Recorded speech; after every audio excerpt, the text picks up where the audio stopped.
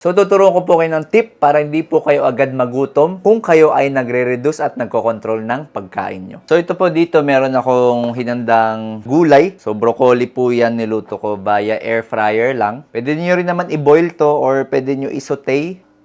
Pwede nyo igisa. Marami namang luto dito sa broccoli. So, unang-una kailangan nyo po ng gulay, ng plato, at timbangan. Kung wala po kayong timbangan, okay lang, tuturo ko rin sa inyo yung tekniko. May paraan tayo dyan. So, ang gagawin ko lang po, for every meal na kumakain ako, 3 times a day po ako kumakain, breakfast, lunch, dinner, naglalagay ako sa pagkain ko ng 200 grams ng gulay.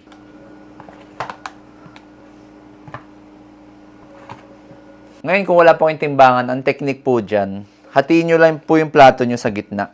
Hatiin nyo lang, tapos dapat yung kalahati, gulay. Tapos yung natitira dito, doon na kayo maglagay ng ulam tsaka kanin. Unahin nyo po ubusin yung gulay. So, punuin nyo po yung tiyan nyo ng gulay agad. Kasi pag marami po tayong gulay na kinakain, mas mataas po yan sa fiber. Mas matagal po siya matunaw sa bituka natin. So, mas matagal po tayong busog. Hindi tayo kain ng kain. So, yan na po yung kinalabasan nung dinner ko. So, kung napapansin nyo, sobrang dami yan, no? Hindi po ako magugutom dyan kasi sobrang daming gulay. Pero hindi pa rin ako nag-limit sa kanin ko tsaka sa ulam ko. So, subukan nyo po itong technique na to and balitaan nyo ako kung kamusta yung epekto sa inyo.